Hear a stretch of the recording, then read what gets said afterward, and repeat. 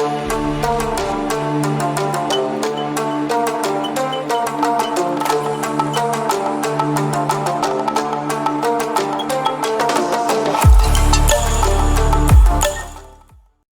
everybody, I'm back. I'm going to do another book review for J.R. Ward and her series, The Black Dagger Brotherhood. This is my favorite book out of her series. That's why I'm going to do this one first. If anybody is used to it or has heard about this, you'll know this is the second book. I think I read this one first from her. I did not get the whole series. Somebody gave me this book and I fell in love. Black Dagger Brotherhood is a whole other world. When you step in there, it's not like you're crossing the street. You are jumping into a whole new world that just swallows you whole. I love J.R. Ward's series. She's great. She's a really cool author to begin with, just as a person, but then she also writes great stories. She puts a lot of thought in there. She's created not just a whole new world, but a whole alphabet to go with it. She puts a glossary, or what does she call it?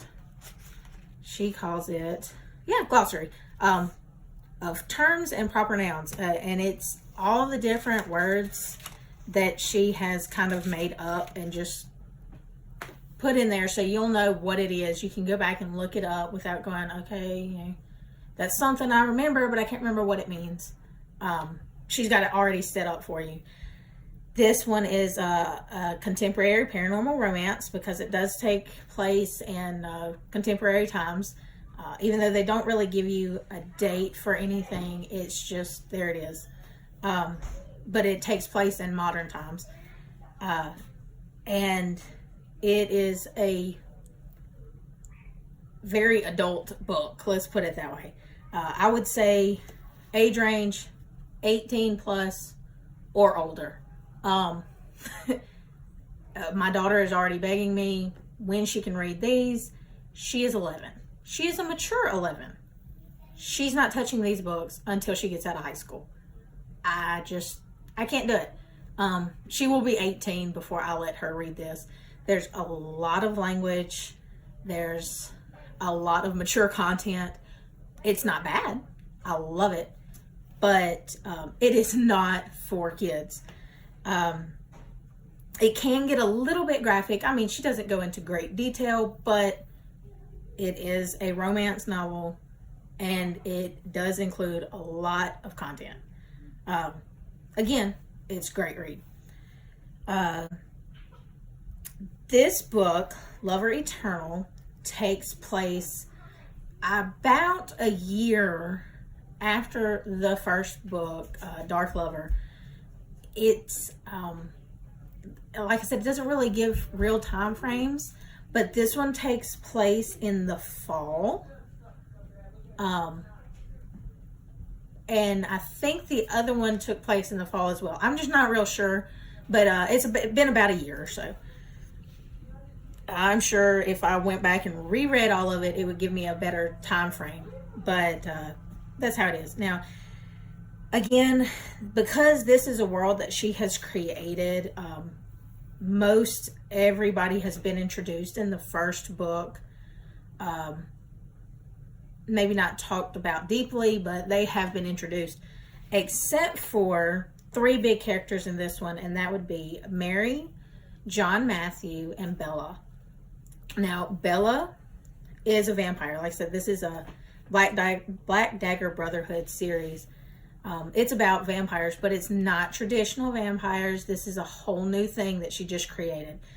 Bella is one of them, and but Mary is not. Mary doesn't know anything about this, so she's new to the entire world and ends up getting introduced in the book into the world. Again, it's very fun. and it's got some of my favorite characters. So I'm going to tell you a little bit about it without really giving away too much. I'm going to try anyway. You learn really quick in this book that Mary is she is fighting the dreaded C word, cancer, specifically leukemia. I believe in the end of the first chapter, she says, I'm going to try to quote it. The leukemia is back, I think is the last sentence in the first chapter. So you learn real quick. She already kind of knew that, but she's given verification that that's what's going to happen. Not too long after that, you learn about Rhage. Rhage is awesome. But he has a little secret. He has a beast that he was cursed with. It gets into more detail in the book. I don't want to ruin it for you about everything that happens, but you do meet him. He is scary.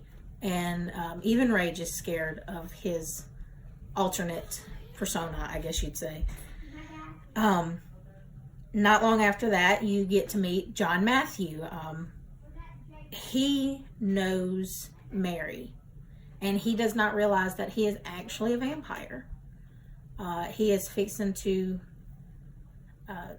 transition into an adult, and he's found. They didn't even know that he was lost.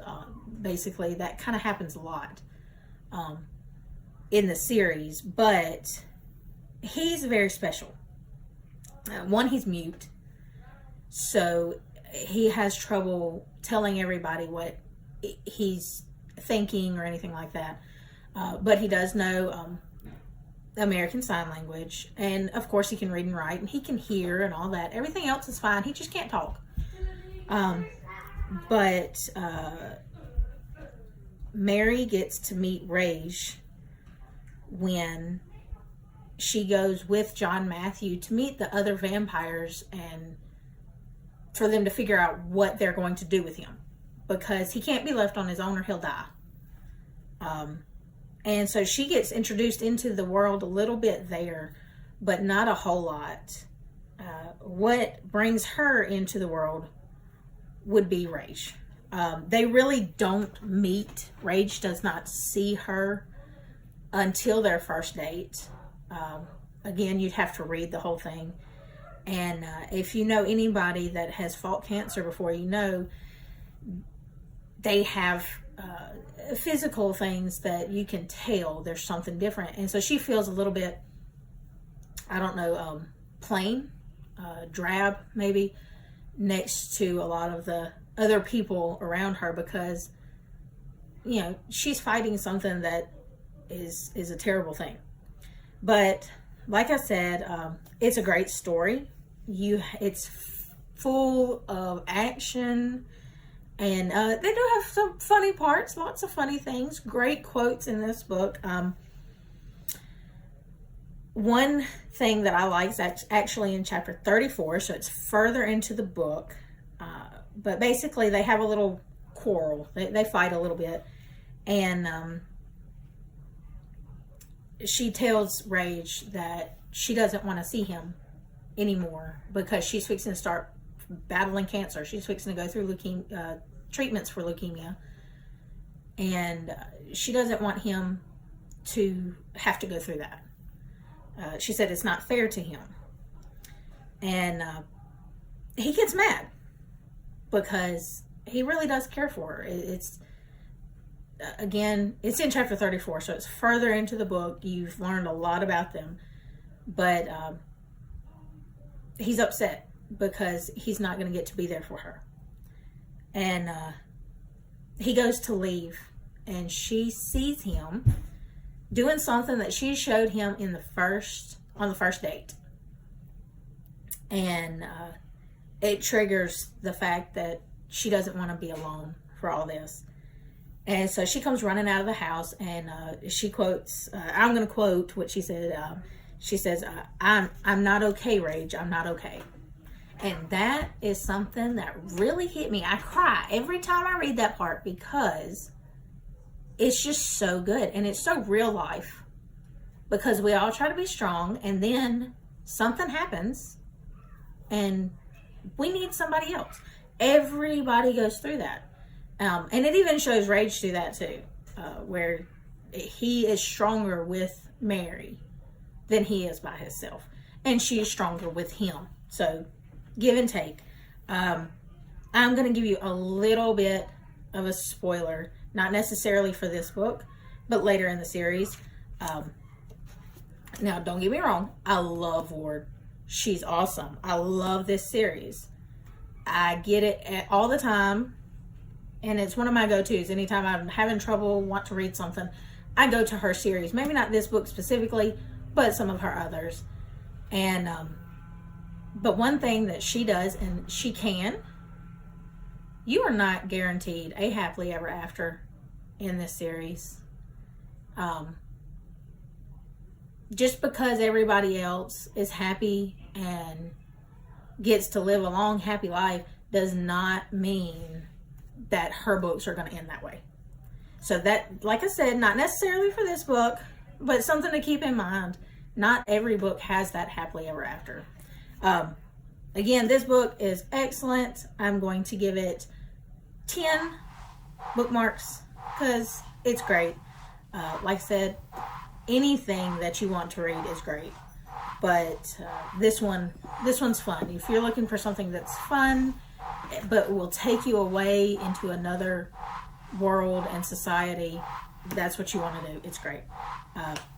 Thanks. Happy reading. Have a great day.